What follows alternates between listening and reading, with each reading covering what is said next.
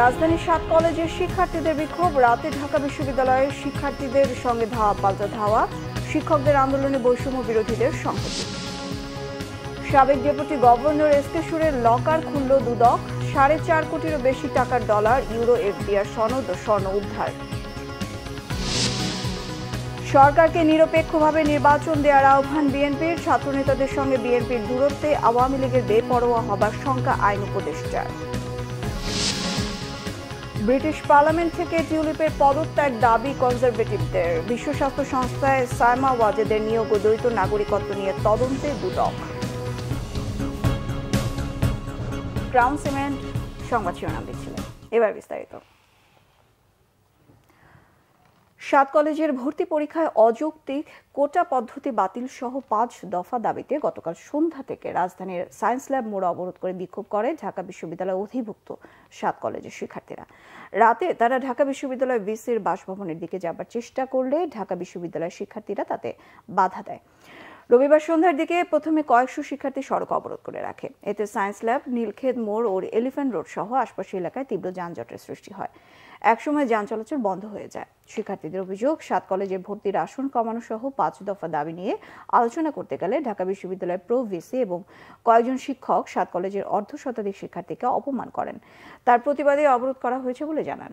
5 দফা দাবির মধ্যে রয়েছে শিক্ষক শিক্ষার্থী অনুপাত বিবেচনায় শিক্ষার্থী ভর্তি করানো, শ্রেণীকক্ষের ধারণ ক্ষমতার বাইরে শিক্ষার্থী ভর্তি না করানো, ভর্তি পরীক্ষায় নেগেটিভ মার্ক যুক্ত করা এবং ভর্তি ফির স্বচ্ছতা নিশ্চিত করা। রাতে তারা ঢাকা বিশ্ববিদ্যালয়ের উপাচার্যের বাসভবনের উদ্দেশ্যে গেলে বিশ্ববিদ্যালয়ের শিক্ষার্থীদের সঙ্গে ধাওয়া পাল্টা ধাওয়ার ঘটনা ঘটে। এদিকে সমস্যা সমাধানে আজ সোমবার দুপুরে ঢাকা বিশ্ববিদ্যালয়ের উপাচার্যের সঙ্গে ৭ কলেজের অধ্যক্ষের বৈঠক হবার কথা রয়েছে। চাকরি জাতীয়করণের দাবিতে শাহবাগে অবস্থান কর্মসূচি চালিয়ে যাচ্ছেন ইবতেদায়ী মাদ্রাসার শিক্ষকরা। দাবি না মানলে 24 ঘন্টা পর আরো কঠোর আন্দোলনের হুঁশিয়ারি দিয়েছেন তারা। শিক্ষকদের উপর পুলিশের লাঠিচার্জের ঘটনার তীব্র নিন্দা জানিয়ে তাদের দাবির সাথে একাত্মতা প্রকাশ করেছে বৈষম্য বিরোধী ছাত্র আন্দোলন। আরো জানাচ্ছেন মোবাশ্বের আহমেদ।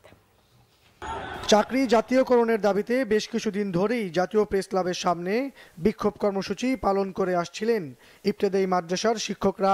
রবিবার দুপুরে সেখান থেকে টিএসসি হয়ে শাহবাগে অবস্থান নেন তারা। পরে স্মারকলিপি দিতে প্রধান উপদেষ্টার বাসভবন অভিমুখে যাত্রা করলে শিক্ষকদের ওপর চড়াও হয় পুলিশ। এতে আহত হয়েছেন অনেকে। আমাদের যে ব্যারিকেড ছিল, আমি নিজেও তাদের সামনে কথা বলতে গেছিলাম, ধাক্কাটাকে থেকে আমাদের সরিয়ে ব্যারিকেড ভেঙে তারা প্রায় 100 জন এগিয়ে যায়। পরে আমাদের জনতাকে শান্ত করার জন্য, তার শক্তভাগ করার জন্য আমরা জলকামান থেকে পানি নিক্ষেপ করি। বাধা পেয়ে শাহবাগে অবস্থান নেন বিক্ষোভরত শিক্ষকরা। এ সময় পুলিশ সতর্ক অবস্থান নেয়। আমরা সরকারের দেওয়া বই পড়াই যেতেছি, সরকার নিয়ম নীতি আমরা মানতেছি, কিন্তু আমাদেরকে কোনো বেতন ভাতা দেওয়া হচ্ছে না। আজ পর্যন্ত আমাদের সেই বৈষম্য দূর করা হয় নাই। পরে বিক্ষোভরত শিক্ষকদের একটি প্রতিনিধি দল দাবি আদায়ের পক্ষে আলোচনার জন্য সচিবালয়ে যান। ফিরে এসে জানান, দাবি না মানলে 24 ঘন্টা পর আরও কঠোর কর্মসূচি দেওয়া হবে। আগামীকালের মধ্যে যদি সরকারের পক্ষ থেকে সিদ্ধান্ত না আসে, আমরা আপনাদেরকে সাথে নিয়েই বা আপনাদের সামনে ডাকে আমরা এর চেয়ে বড় কর্মসূচি আমরা ঘোষণা দেবো ইনশাল্লাহ। এদিকে ইবতেদায়ী মাদ্রাসার শিক্ষকদের দাবির সাথে একাত্মতা প্রকাশ করেছে বৈষম্য বিরোধী ছাত্র আন্দোলন। রাতে মশাল মিছিল নিয়ে শিক্ষকদের সাথে সহ অবস্থান নেন তারা। এ সময় শিক্ষকদের ওপর পুলিশের লাঠিচার্জের তীব্র নিন্দা জানান শিক্ষার্থীরা। আজকে যে আমার ইবতেদায়ী মাদ্রাসার শিক্ষকদের উপরে যে বর্বরচিত পুলিশ লীগীয় কায়দায় হামলা চালানো হলো, অনতি বিলম্বে স্বরাষ্ট্র উপদেষ্টাকে এর যৌক্তিক ব্যাখ্যা দিয়ে জবাবদিহিতা নিশ্চিত করতে হবে। আন্দোলনরত ইবতেদায়ী শিক্ষকদের দাবি, একই মানের শিক্ষক হওয়া সত্ত্বেও 2013 সালে প্রাথমিক বিদ্যালয়ের শিক্ষকদের বেতন বৃদ্ধি ও জাতীয়করণ করা হয়, কিন্তু কোনো অগ্রগতি হয়নি স্বতন্ত্র ইবতেদায়ী মাদ্রাসার শিক্ষকদের বিষয়ে। মোবাশ্বের আহমেদ, বাংলা ভিশন, ঢাকা। সাবেক ডেপুটি গভর্নর এসকে সুরের বাংলাদেশ ব্যাংকে সুরক্ষিত ব্যক্তিগত সেফ ডিপোজিট লকার থেকে $1,69,000 ও €55,000 উদ্ধার করেছে দুদক। এছাড়াও সেই লকারে মিলেছে বিভিন্ন নামে থাকা 70 লাখ টাকার এফডিআর এবং 1 কেজি 54 গ্রাম স্বর্ণ। নানা নাটকীয়তার পর রবিবার সন্ধ্যায় এসকে সুরের লকার খুলে এসব বৈদেশিক মুদ্রা স্বর্ণ পাওয়া গেছে বলে জানিয়েছেন দুদকের পরিচালক কাজী মোহাম্মদ সায়েমুজ্জামান। এর আগে সকালে বাংলাদেশ ব্যাংকের সাবেক ডেপুটি গভর্নর এসকে সুরের ব্যক্তিগত লকার খুলতে বাংলাদেশ ব্যাংকে যান দুর্নীতি দমন কমিশনের 7 সদস্যের তদন্ত দল। ঘণ্টার পর ঘণ্টা অপেক্ষা শেষে সন্ধ্যায় এসকে সুরের লকার খুলে বৈদেশিক মুদ্রা এবং স্বর্ণ উদ্ধার করা হয়। লকারে পাওয়ার এসব বৈদেশিক মুদ্রা স্বর্ণের বর্তমান বাজার দর প্রায় 4,64,00,000 টাকা। উদ্ধারকৃত স্বর্ণ বৈদেশিক মুদ্রা তালিকা করে বাংলাদেশ ব্যাংকের জিম্মায় রেখে যান দুদকের কর্মকর্তারা। ইউরো পেয়েছি 55,000 ইউরো, মার্কিন ডলার পেয়েছি 1,69,300 এবং স্বর্ণ পেয়েছি 1005 গ্রাম এবং এফডিআর পেয়েছি 70 লাখ টাকা। আমরা যা পেয়েছি এবং সেগুলো এই 22 পাতার একটি জব্দ তালিকা তৈরি করেছি এবং আগামীকালকে মাননীয় আদালতে উপস্থাপন করব এবং যা আমরা পেয়েছি সেগুলো এখানেই আমরা জিম্মায় রেখেছি। মাননীয় আদালত যে ধরনের আমাদেরকে নির্দেশনা দেবেন পরবর্তীতে আমরা সেই নির্দেশনা অনুযায়ী কাজ করব এবং আমরা দেখব যে তার জ্ঞাত আয় বহির্ভূত কোনো সম্পদ রয়েছে কিনা। সরকারকে নিরপেক্ষভাবে নির্বাচনের দিকে এগিয়ে যাওয়ার তাগিদ দিয়েছেন বিএনপির স্থায়ী কমিটির সদস্য আমির খসরু মাহমুদ চৌধুরী। বলেছেন, তাদের নিরপেক্ষতা নিয়ে প্রশ্ন উঠলে তা হবে জুলাই আগস্টের গণঅভ্যুত্থানের শহীদদের সাথে বেইমানি। বিএনপির স্থায়ী কমিটির আরেক সদস্য অবসরপ্রাপ্ত মেজর হাফিজউদ্দিন সরকারকে উদ্দেশ্য করে বলেছেন, সংস্কার করবে সংসদ, সময় ক্ষেপণ না করে সেই সংসদকে আসার ব্যবস্থা করে দিন। আরো জানাচ্ছেন আহমেদ সরওয়ার। বহুদলীয় গণতন্ত্র ও স্বাধীন সার্বভৌম রাষ্ট্র প্রতিষ্ঠায় শহীদ প্রেসিডেন্ট জিয়াউর রহমানের ভূমিকা নিয়ে রবিবার জাতীয় প্রেস ক্লাবে আলোচনা সভা করে ন্যাশনাল পিপলস পার্টি এনপিপি। এতে আমির খসরু মাহমুদ চৌধুরী বলেন, বাকশালের মাধ্যমে কেড়ে নেওয়া জনগণের ক্ষমতা ফিরিয়ে দেয়াই ছিল বহুদলীয় গণতন্ত্র। সেই কাজটি করেছিলেন শহীদ জিয়া। জনগণের সেই ক্ষমতা আবারও গত 15 বছর কেড়ে নিয়ে ফ্যাসিজম কায়েম করেছিল শেখ হাসিনা। এখন আবার জনগণের ক্ষমতা জনগণের কাছে ফিরিয়ে দেওয়ার সময় এসেছে। বিএনপির এই নেতা বলেন, নির্বাচনের মাধ্যমে জনগণের ক্ষমতা ফিরিয়ে না দিয়ে অন্য কোনো পথ খুঁজলে জনগণের মাঝে সন্দেহের উদ্বেগ হবে। কিছু বিজ্ঞ মানুষ যদি মনে করেন তারা বসে সিদ্ধান্ত দেবেন আগামীর বাংলাদেশ, যে যতই বিজ্ঞ হোক বাংলাদেশের মানুষের মালিক যারা দেশের মালিক তাদের চেয়ে বিজ্ঞ কেউ হওয়ার সুযোগ নাই। গণতন্ত্রে সেইটার কোনো সুযোগ নাই। তাদের কোনো প্রস্তাব থাকলে তাদেরকে জনগণের কাছে যেতে হবে। আমরা সবাই মিলে একটা নিরপেক্ষ সরকারের জন্য আজকের যারা সরকার আছে তাদেরকে সমর্থন দিয়েছে। তারা নিরপেক্ষভাবে যে আগামী যে নির্বাচন হবে সেদিকে এগিয়ে যেতে হবে। নিরপেক্ষতা নিয়ে যদি প্রশ্ন জাগে তাহলে সেটা হবে এই আন্দোলনের, এই ত্যাগের, এই 15 বছর ত্যাগের যে রক্ত দিয়েছে, প্রাণ দিয়েছে, তাদের প্রতি বেইমানি করা হবে। এদিকে ঢাকা রিপোর্টার্স ইউনিটিতে মুক্তিযোদ্ধা দলের আলোচনায় দলের স্থায়ী কমিটির সদস্য অবসরপ্রাপ্ত মেজর হাফিজউদ্দিন আহমেদ বলেন, সরকারের বেশিরভাগ উপদেষ্টা জুলাই আগস্টের চেতনা ধারণ করে না। 17 বছর সংগ্রামের পর বিএনপিকে ছাত্র প্রতিনিধিরা যে ভাষায় কথা বলে সেটি কাম্য নয়। ছাত্ররা দল গঠন করতে চাইলে ক্ষমতা থেকে বেরিয়ে আসার আহ্বান জানান তিনি। কিংস পার্টি গঠনের চেষ্টা সরকারের নিরপেক্ষতাকে প্রশ্নবিদ্ধ করবে বলে মনে করেন মেজর হাফিজ। জনগণের রায়ের উপর আস্থা থাকতে হবে। এখন একটা কথা উপদেষ্টাদের কথা মনে হয় ইলেকশন দিলে বিএনপি এসে পড়বে। তো ভাই, এটা তো আমাদের দোষ না। বছরের বছর সংগ্রাম দিয়ে রক্ত দিয়ে আমরা এই পজিশনে এসেছি। অতীতে তত্ত্বাবধায়ক সরকার ছিল 3 মাসের জন্যে, আপনারা তো 30 বছর থাকতে চান যা মনে হচ্ছে। এতদিন সময় দেওয়া সম্ভব হবে না, কারণ অনির্বাচিত সরকার একটি দুর্বল সরকার। সংস্কার করার ন্যায্য অধিকারী হলো একটি নির্বাচিত জনপ্রতিনিধি। একটি পার্লামেন্ট সংস্কার করবে, সেই পার্লামেন্টকে আসার সুযোগ করে দেন। শুধু শুধু আর সময় ক্ষেপণ করবেন না। এই কয় মাসেই বোঝা গেছে আপনাদের দৌড় কতটুকু। আলোচকরা বলেন, বিএনপি এবং ছাত্র জনতার ত্যাগে নতুন করে গণতন্ত্র পুনঃপ্রতিষ্ঠার সুযোগ এসেছে। সবার উচিত ঐক্যবদ্ধ থাকা। ইরানের বনি সদর হয়ে না যায়। আহমেদ সরওয়ার, বাংলা ভিশন, ঢাকা। এদিকে আইন উপদেষ্টা ডক্টর আসিফ নজরুল জানিয়েছেন, উপদেষ্টা পরিষদে পরিবর্তনের আপাতত কোনো সম্ভাবনা নেই। এর আগে ফেসবুকে এক পোস্টে তিনি বলেছেন, বিএনপির সাথে ছাত্রনেতাদের দূরত্ব বা ভুল বোঝাবুঝি গণহত্যাকারী আওয়ামী লীগকে উৎসাহিত ও বেপরোয়া করে তুলতে পারে। অন্যদিকে উপদেষ্টা সৈয়দা রিজওয়ানা হাসান জানিয়েছেন, কোন উপদেষ্টা রাজনীতি করতে চাইলে পথ ছেড়েই তা করতে পারে।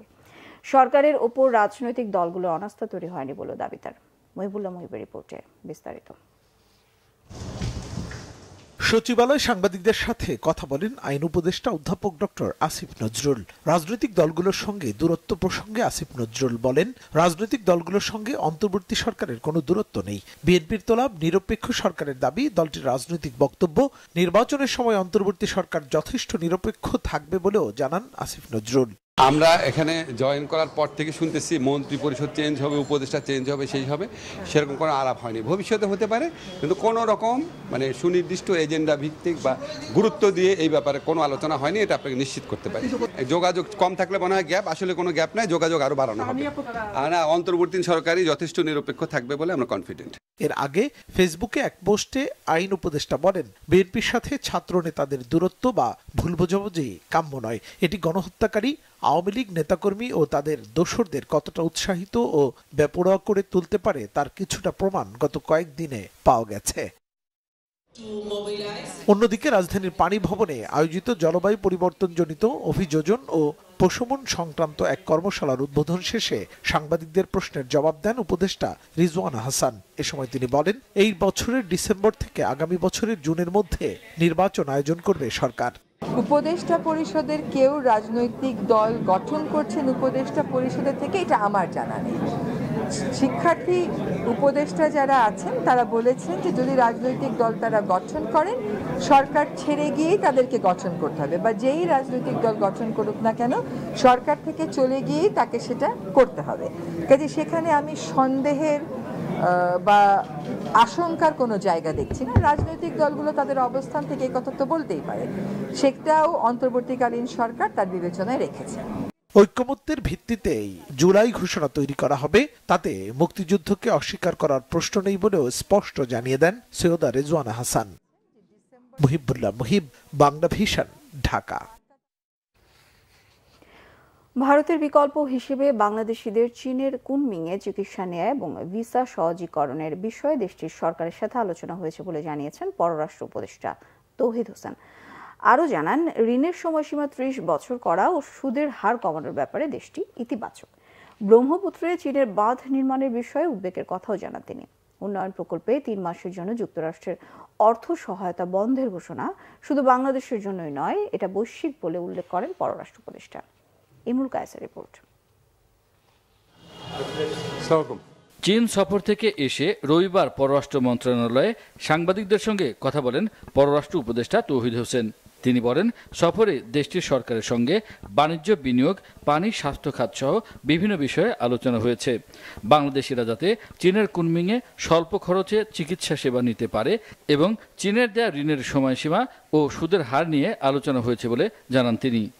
সুদের সময়সীমা বাড়ানোর ব্যাপারে আমি বেশ পজিটিভ একটা অ্যাটিটিউড দেখেছি। ঋণের সুদহারের ব্যাপারে যেটা হিসাবে দেখা গেল যে আসলে যত মনে করা হয় যে চীনার ঋণের সুদহার শুধু বেশি অন্যদের নয়, সেটা কিন্তু আমরা প্রমাণ অতটা করতে পারিনি, কারণ 3%-এর বেশি না তাদের ঋণের সুদহার। অথচ অনেক একেবারে আন্তর্জাতিক ডোনর এজেন্সি যেগুলো আছে তাদেরও দেখা যায় যে প্রকৃত ঋণের সুদহারের চেয়ে বেশি, 4, 4.5, 5 পর্যন্ত হয়ে যায়। ভারতের সাথে চিকিৎসার জন্য যারা যেতেন তাদের একটু ভিসা নিয়ে সমস্যা হচ্ছে, কিছুটা একটা বিকল্প উৎস পেলে সুবিধা হয়, এই হিসাবে কুনমিংকে চিন্তা করেছিলাম আমরা। এবং কুনমিংয়ের যে ডেপুটি গভর্নর উনি এসেছিলেন এবং ওখানে কথাবার্তা হয়েছে, তারা এই ব্যাপারে 2-3টি হসপিটালকে আইডেন্টিফাই করেছে।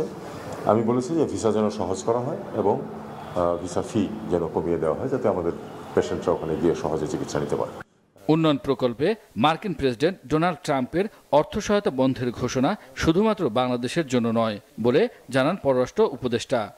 মার্কিন যুক্তরাষ্ট্রের নতুন প্রেসিডেন্ট এসেছেন এবং তিনি তার যে নীতিমালা সেগুলি যে আগের থেকে ভিন্ন, এটা তো সর্বজন বিদিত। কাজে আমাদেরকে দেখতে হবে যে আসলে আলটিমেটলি কি দাঁড়ায়, এবং যে কোনো পরিস্থিতি সৃষ্টি হবে যখন, তখন সেটা আমাদেরকে মোডাস ভিভেন্ডি বের করে নিতে হবে যে আমরা কী করে সেটাকে আমাদের স্বার্থ রক্ষা করতে পারি।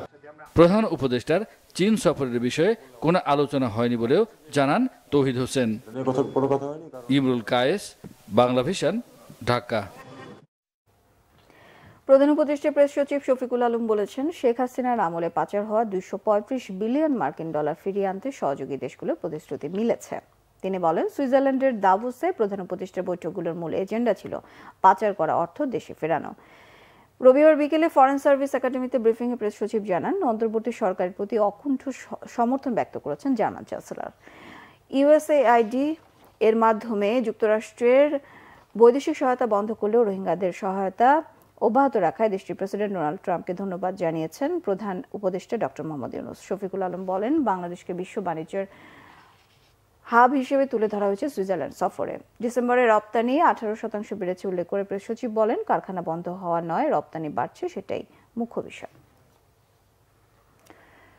দুর্নীতির অভিযোগে মন্ত্রিত্ব হারানোর টিউলিপ সিদ্দিকের বিরুদ্ধে এবার দাবি উঠেছে ব্রিটিশ পার্লামেন্টের এমপি পদ থেকেও পদত্যাগের। এই দাবিতে যুক্তরাজ্যে ব্যাপক জনসংযোগের পাশাপাশি একটি পিটিশনও দাখিল করতে যাচ্ছে বিরোধী দল কনজারভেটিভ পার্টি। ছাত্র জনতার অভ্যুত্থানে প্রধানমন্ত্রীর পদ ছেড়ে দেশ ছেড়ে পালানো শেখ হাসিনার ভাগ্নি টিউলিপ সিদ্দিক যুক্তরাজ্যে লেবার পার্টির নেতৃত্বাধীন সরকারের দুর্নীতি বিরোধী ট্রেজারি মন্ত্রী ছিলেন। যুক্তরাজ্যের সংবাদ মাধ্যম দ্য ডেইলি মেইলে প্রকাশিত প্রতিবেদনে বলা হয়েছে, টিউলিপের আসন হ্যামস্টেড অ্যান্ড হাইগেটে তার পদত্যাগের দাবিতে প্রচারাভিযানে নেমেছে বিরোধী দল কনজারভেটিভ পার্টি। কনজারভেটিভ পার্টির শীর্ষ নেতা ডেভিড ডগলাস বলেছেন, টিউলিপকে দেখতে সহজ সরল মনে হলেও 3.9 বিলিয়ন পাউন্ড 9/6 অভিযোগ রয়েছে তার বিরুদ্ধে। টিউলিপ অবশ্যই অভিযোগ অস্বীকার করেছেন। বাংলাদেশের উন্নয়ন প্রকল্প থেকে $5 বিলিয়ন তহবিল আত্মসাৎ তার, আর লন্ডনের কিংস ক্রসে একটি ফ্ল্যাট উপহার পাওয়ার অভিযোগ ওঠায় গত 14 জানুয়ারি ট্রেজারি মন্ত্রীর পদ থেকে পদত্যাগ করেন টিউলিপ সিদ্দিক। এদিকে সাবেক প্রধানমন্ত্রী শেখ হাসিনার মেয়ে সাইমা ওয়াজেদ পুতুলের বিশ্ব স্বাস্থ্য সংস্থায় নিয়োগ ও দ্বৈত নাগরিকত্ব নিয়ে কাজে নেমেছে দুর্নীতি দমন কমিশন দুদকের অনুসন্ধানী দল। এছাড়া অবৈধভাবে সম্পদ অর্জনের দায়ে সাবেক ধর্মমন্ত্রী ফরিদুল হক খান ও তার স্ত্রী আফরোজা হকের বিরুদ্ধে মামলা করেছে সংস্থাটি। গ্যালমান শফির রিপোর্ট। সাইমা ওয়াজেদ পুতুলকে নিয়ে বেশ কয়েকদিন ধরেই দেশ বিদেশে নানা সমালোচনা। এই প্রেক্ষাপটে পুতুলের বিভিন্ন অনিয়মের বিরুদ্ধে তদন্ত শুরু করেছে দুদক। সংস্থাটির মহাপরিচালক জানান, পুতুলকে দেশে ফিরিয়ে আনতে কী পদক্ষেপ নেওয়া যায় তা বিবেচনা করবে অনুসন্ধানকারী দল। তিনি দেশের বাইরে আছেন, সুতরাং তাকে দেশে ফেরত আনার বিষয়ে কী কী কার্যক্রম গ্রহণ করা যেতে পারে সেই সবগুলো বিষয়ে আমাদের অনুসন্ধান দল বিবেচনা করবেন। ডার্লিক প্রমাণাদি সংগ্রহের জন্য তারা বিভিন্ন দপ্তরে পত্র যোগাযোগ করছেন, সেগুলো পাওয়া সাপেক্ষে পরবর্তী কার্যক্রম তারা গ্রহণ করবেন। মামলা হয়েছে জ্ঞাত আয় বহির্ভূত সম্পদ অর্জনের অভিযোগে সাবেক ধর্মমন্ত্রী ফরিদুল হক খান ও তার স্ত্রী আফরোজা হকের বিরুদ্ধে। জনাব মোহাম্মদ ফরিদুল হক খান, সাবেক সংসদ সদস্য জামালপুর 2 ও সাবেক ধর্মমন্ত্রী 52,46,00,000 টাকারও বেশি সন্দেহজনক লেনদেন করে মানি লন্ডারিং সংক্রান্ত অপরাধে দুর্নীতি দমন কমিশন আইন 2004, দুর্নীতি প্রতিরোধ আইন 1947 এবং মানি লন্ডারিং প্রতিরোধ আইন 2012 এর সংশ্লিষ্ট ধারায় একটি মামলা রুজুর সিদ্ধান্ত গৃহীত হয়েছে। আফরোজা হক ও তার স্বামী বিরুদ্ধে দুর্নীতি দমন কমিশন আইন 2004 এর 27 ধারা এবং দণ্ডবিধি 109 ধারায় আরও একটি মামলা রুজুর সিদ্ধান্ত গৃহীত হয়েছে।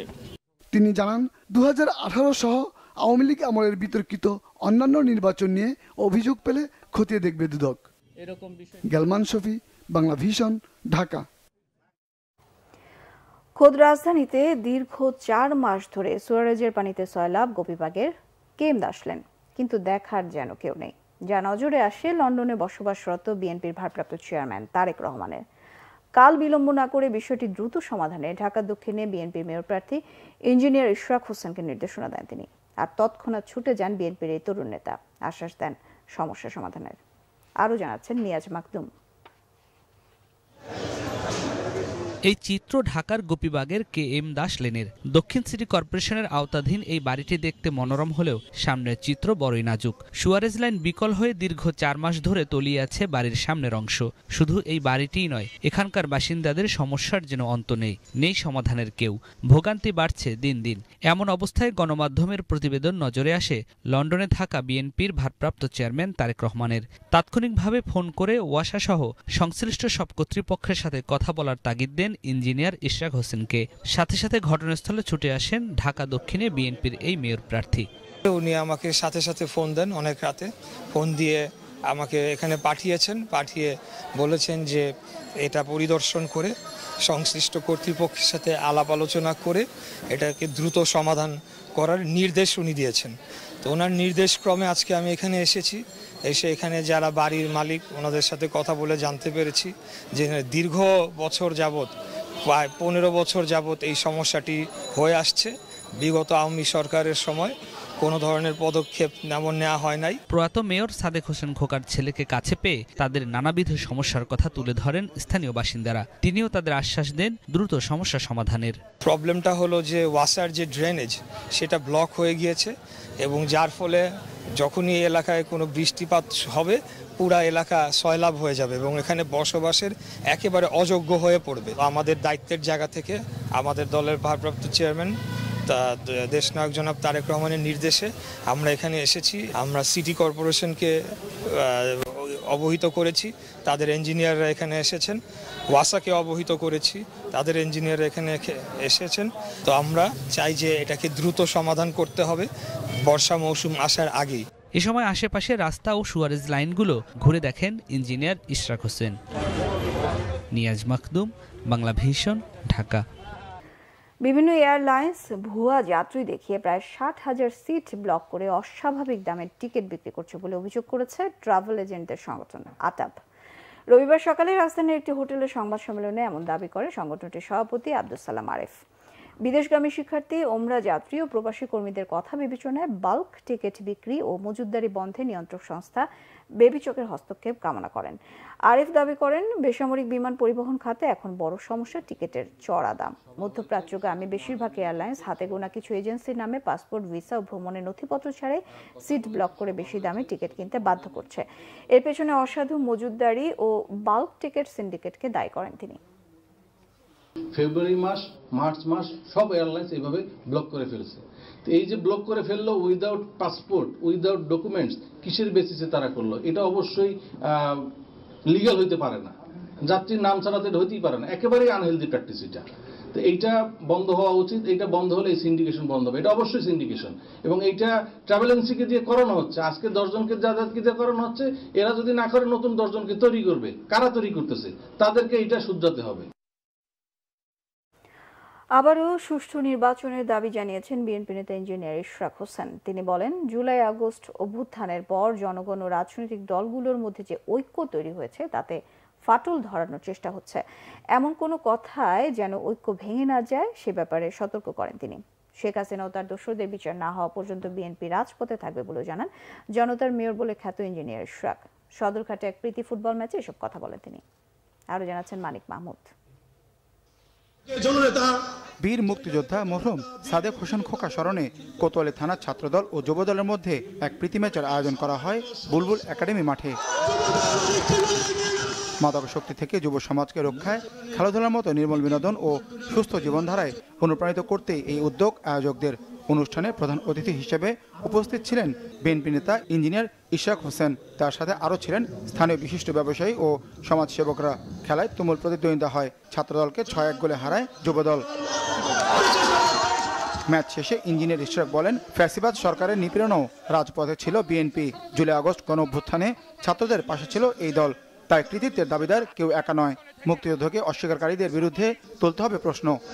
রাজনৈতিক দল, বিভিন্ন দল, বিএনপি সহ অন্যান্য দলের মধ্যেও সরকারের বিভিন্ন প্রতিনিধিদের মধ্যেও এই ধরনের কিছু বক্তব্য আদান প্রদানের মাধ্যমে একটি আমাদের যে ঐক্য সৃষ্টি হয়েছিল খুনি হাসিনার বিরুদ্ধে, সেখানে কিছুটা পার্থক্য তৈরি হওয়ার মতো পরিবেশ সৃষ্টি হয়েছে। এখানে কেউ কেউ অথবা কোনো ব্যক্তি 1971 সালে যে আমাদের স্বাধীনতা যুদ্ধ হয়েছিল সেটিকে খাটো করে দেখতে চায়, সেটিকে এই জুলাই আগস্টের গণ অভ্যুত্থানের সাথে তুলনা করতে চায়।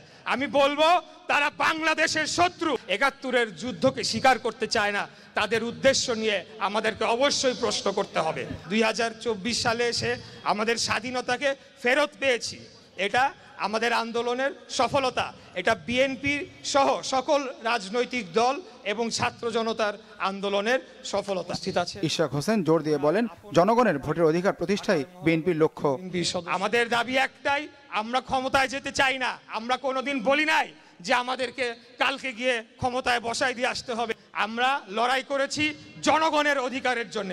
আমরা লড়াই করেছি একটি সুষ্ঠু গ্রহণযোগ্য এবং নিরপেক্ষ নির্বাচন ব্যবস্থার জন্য, সেই নির্বাচন ব্যবস্থার মধ্য দিয়ে জনগণ যাকেই ভোট দিবে তারাই রাষ্ট্র ক্ষমতা পরিচালনা করবে।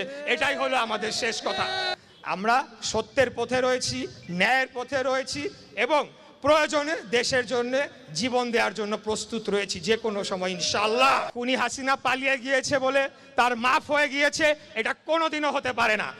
যারা সাধারণ ক্ষমা ঘোষণা করেছিল তাদেরকে বলতে চাই, কোনো সাধারণ ক্ষমা ঘোষণা করা হবে না। প্রত্যেকটি হত্যাকাণ্ডের জন্য এই গণহত্যাকারী খুনি হাসিনাকে বাংলাদেশের মাটিতে ফিরিয়ে এনে তার সর্বোচ্চ বিচার এবং সর্বোচ্চ শাস্তি নিশ্চিত করতে হবে। শহীদদের রক্তের সাথে আমরা প্রতারণা করব না।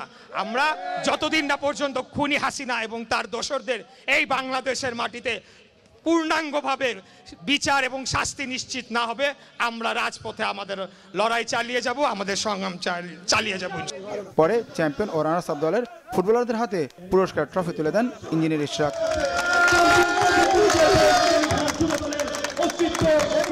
স্থানীয় নেতাকর্মীদের মুহুর্মুহু স্লোগানের মাঝেই বুলবুল একাডেমি মাঠ থেকে অনেকটা পথ এগিয়ে যান ইশরাক। এলাকাবাসীর ভালোবাসা ও শুভেচ্ছায় অভিবাদন জানান তিনি। মানিক মাহমুদ, বাংলা ভিশন, ঢাকা। সংবাদ শেষ করব ক্রাউন সিমেন্ট শিরোনামগুলো আরও একবার জানিয়ে। রাজধানীর 7 কলেজের শিক্ষার্থীদের বিক্ষোভ, রাতে ঢাকা বিশ্ববিদ্যালয়ের শিক্ষার্থীদের সঙ্গে ধাওয়া পাল্টা ধাওয়া, শিক্ষকদের আন্দোলনে বৈষম্য বিরোধীদের সংহতি।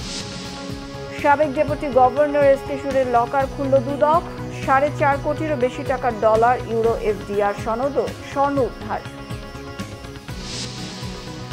সরকারকে নিরপেক্ষভাবে নির্বাচন দেওয়ার আহ্বান বিএনপির, ছাত্রনেতাদের সঙ্গে বিএনপির দূরত্বে আওয়ামী লীগের বেপরোয়া হবার শঙ্কা আইন উপদেষ্টার। ব্রিটিশ পার্লামেন্ট থেকে টিউলিপের পদত্যাগ দাবি কনজারভেটিভদের, বিশ্ব স্বাস্থ্য সংস্থায় সাইমা ওয়াজেদের নিয়োগ ও দ্বৈত নাগরিকত্ব নিয়ে তদন্তে দুদক। এই ছিল এখনকার মতো। পরের সংবাদ সকাল 10টায় 9টায় থাকছে নিউজ টপ 10, দেখার আমন্ত্রণ রইল। এছাড়া বাংলাদেশের সংবাদ ও সংবাদ সংশ্লিষ্ট অনুষ্ঠান দেখতে ভিজিট করুন www.bbnews24.com ও facebook.com/bangladeshinews। সাবস্ক্রাইব করুন youtube.com/bangladeshinews। সঙ্গে থাকায় ধন্যবাদ সবাইকে।